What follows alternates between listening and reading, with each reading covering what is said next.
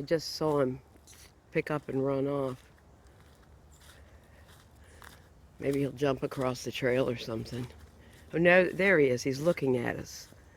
Do you see him? Oh, there's 2 deer in there. Do you see them? We got lucky today. And one's the buck. He's got a doe with him. Aren't we lucky? Okay, they're getting ready to take off. We'll let them go. Where we're headed is to my pawpaw patch. And just to show you, this is a baby. These are small pawpaw trees. They have really big leaves. There's another species that has big leaves, but they don't grow as big as the pawpaw trees.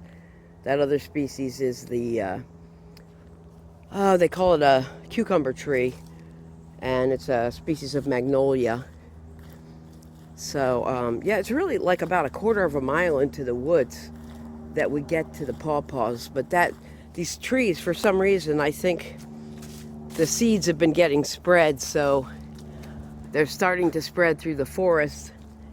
And even though the one patch may die out, where the other ones are growing, they're starting new patches. And hopefully they'll have good fruits. They don't make a lot of fruit because they've never been cultivated. And what else was I going to say about it? They've never been cultivated, and they generate suckers, and so they just make patches with their roots. But you still can you can get into a pretty big colony of them, and it's really kind of cool because all the leaves seem to fall at the same time, and they're like a big blanket. I don't know if you can see these trees over here, but they have compound leaves, and they have these flowers in the summer. And what you see now, if you can see those sort of pinkish spots, those are berries. And the trees are called the devil's walking stick because they're thorny trees, and they're real soft-wooded. They're real, they're not good for anything except growing. And but the deer love to eat the seeds, and when they're low enough, they just chomp them off. Here's a smaller one that's already been pretty well eaten in the past. You can see.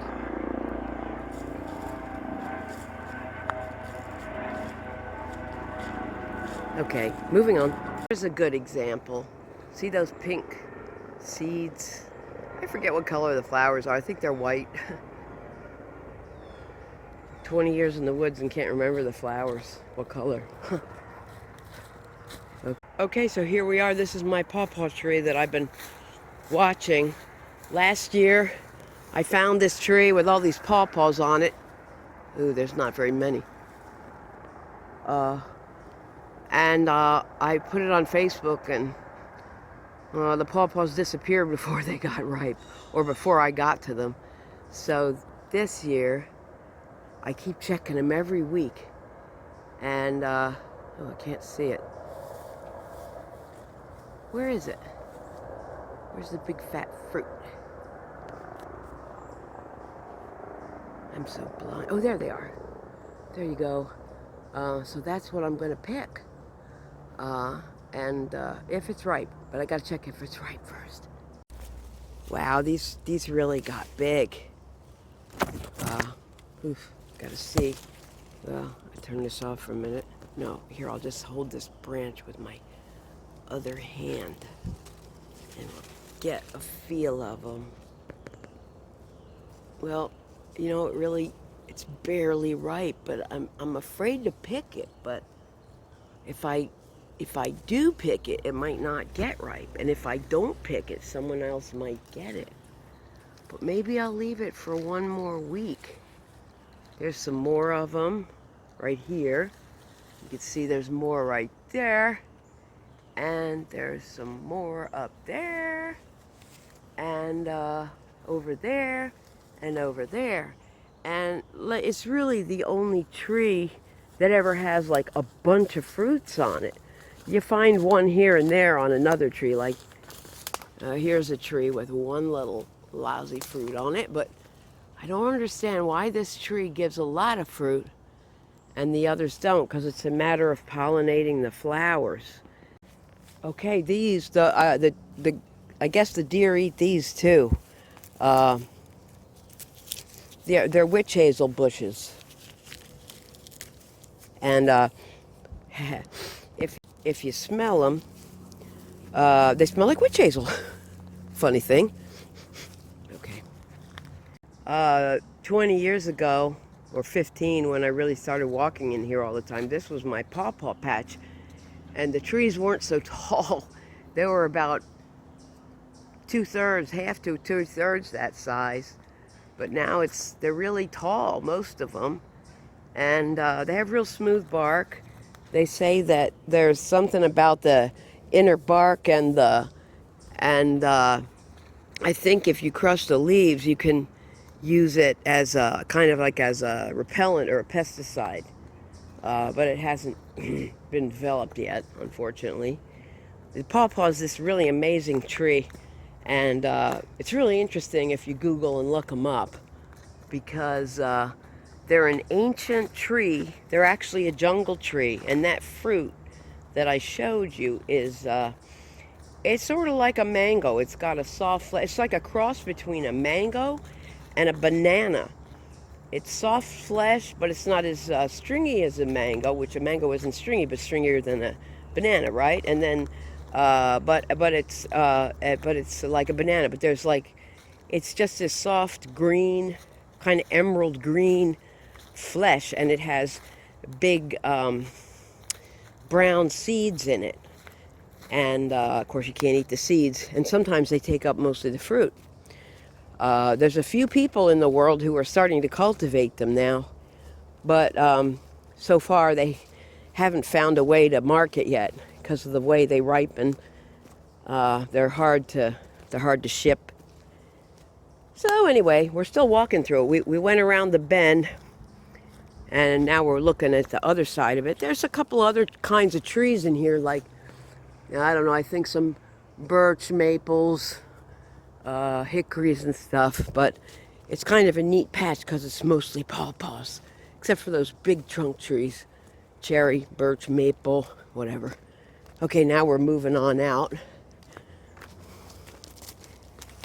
I think I'm going to just head home because otherwise this movie's going to be so long you won't watch it.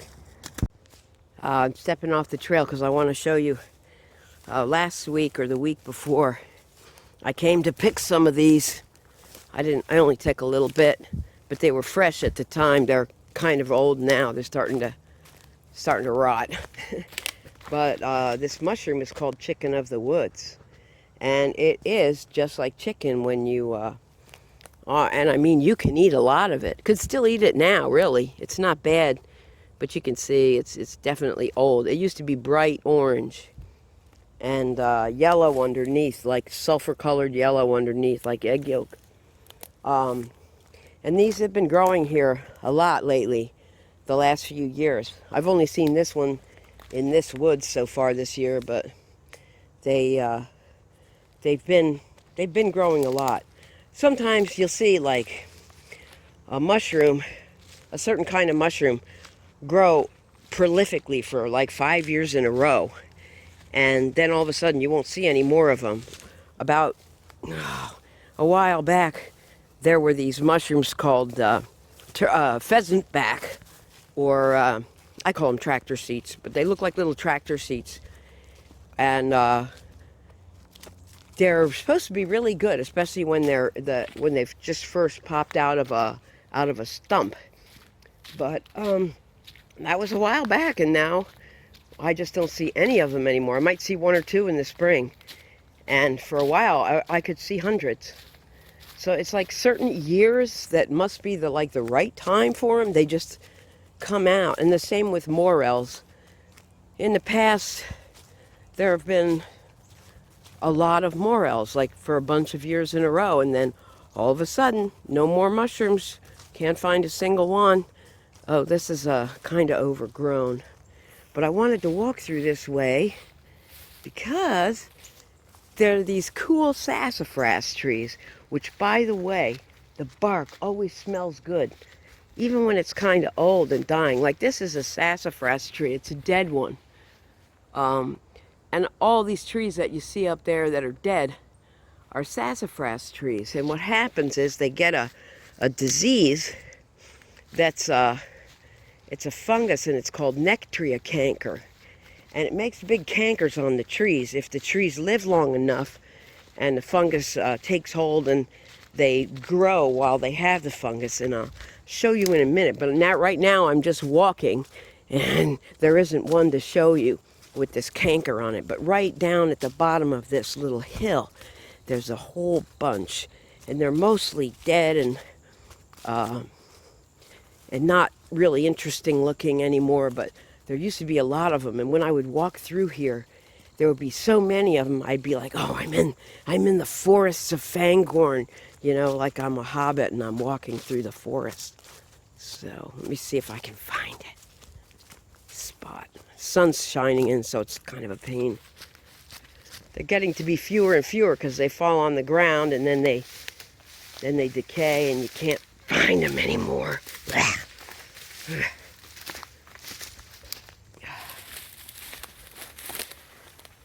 Yeah. I'm going back to a different trail now. Or no, maybe it was the trail I was on. Yeah, it was. Okay. But I know we're going to find this thing. I'll wait till we get to it. Okay, here's one. You can see it. Try to get a little better light on it. Where is it now? Well, I'm so blind. Oh, there it is, right in the middle. You see the one that's leaning with those cankers? It just changes the whole way that the wood grain goes. It's really fascinating. Some other trees get it, but it looks neatest on the sassafras trees because the grain is so it's kind of wide and it's prominent, so it's kind of neat to look at. Okay, we're almost coming out of the woods now. So I think I'm going to turn this off. Oh no, there's one other thing I wanted to share. I don't know what I did with it. I know it's somewhere along this pathway. I'll click off a second. I found some more mushrooms. Let me see if I can get out of the way here. These are puffballs. And when they're fully grown, there's a little hole. Oh, wait, I'm sorry, I didn't show it to you. There's a little hole. You see where that little hole is? When you squeeze them, the spores will come flying out in a big, or in a little cloud. Look at how this one grew up right inside of the little twig. Here's another one coming out of the ground. But they like dead wood and leaf litter and stuff. Okay, sometimes you see whole colonies of them growing. Ooh, there's a couple more.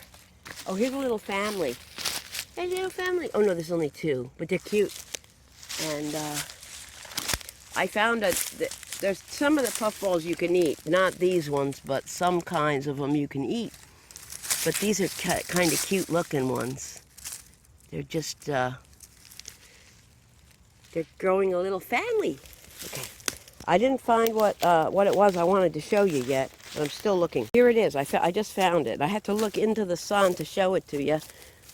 It will be harder to see. But these stumps, sometimes they get real old and hard, and these are the roots. And this is one I would love to have at home, because it's just neat. It's really beautiful. And, you know, I mean, I know I could make something out of it that would, like, really be cool and decorative. It's even got the trunks growing up on it. But I just keep thinking, oh, yeah, it would make some pretty art. It's the same thing they make those driftwood sculptures out of, only it's the stump part. So it's really cool. Okay, that's it. I'm heading home. I've only got about 1/8 of a mile, so I'm going to wrap it up. Oh, and I got one more thing to show you when I get home. Okay, that's it. Okay, I'm back in my yard. This is This is sort of my woodshed because I'm sloppy and it's sloppy in here. But what I'm making, it broke in half, but I'm still working on it, is I took one of those trees with the canker and I just started carving where the grain was in the wood. And I carved out some places so that it has, you know, and I just followed the direction that the new diseased wood took. Here's the other half of it. You know, I got to glue it, but it's easier to work on when it's broken, so I don't glue it. I'm not going to glue it until it's closer to being finished. And I've been working on it for like 2 years. This is one of these things, you know, you kind of pick away at, but it's good for like meditating kind of thing. I have a lot of other projects, but we won't talk about them unless you like mid-century modern and you want a folding chair from the 50s. Okay, here we go. My yard, blah blah. I might as well go through it real quick. I put some our spruce trees or pine trees or whatever they were died. So I put some butternut trees because someone gave me the seeds and I grew some. They grew up, and so these are butternut trees, or at least that one is. Maybe that's a black walnut, I'm not sure. But then I had a small flower bed here, but I don't think I'm going to have it next year. And this is just a junk area. I put gardening stuff and everything here. That's Charlie's, you know, what do you call it? We call it the fire something. Fire pit, fire something. And this is the other shed we've got. It's like a tool shed, garden shed, whatever. Put your cans of gas and your weed eaters and stuff in it, you know. And these are my raspberries. And I got all kinds of, I dug up this cactus that belonged to an old lady. I dug it up. It's a prickly pear. And I didn't want it to die, so I took all the pieces of it because it fell apart as I dug it up. This is almost no roots. It's just almost all plant, but it's brutal. It pricks you everywhere. And so I replanted as many pieces of it as I could. And mostly I have one out in the front here. They would be great to use for fences to keep the woodchucks out of my garden, but I think I'm going to pass on having much of a garden next year because I'm too busy. And I'll wait until I have maybe even a different piece of property to work on. Here's where I stuffed the other cactus. It's mostly covered up, but it'll grow and the rain will take care of it, and it'll stay comfortable all winter. These are the fruits that come from it.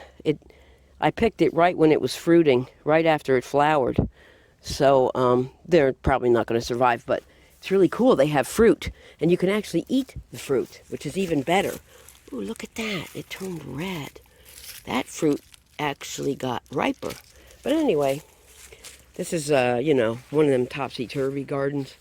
Someone gave me this wooden thing, so I just put those on it. I got some asparagus behind the house, too. And here's my dying pansy patch. And I must have thrown a strawberry out here because I'm growing a strawberry and it's going to have babies. And I've got 2 strawberry containers, so I'm gonna they're out there somewhere. I don't know, they're on the ground. But I'm gonna fill them up with soil and grow strawberries next year instead of a garden. So that's what I'm doing. Okay.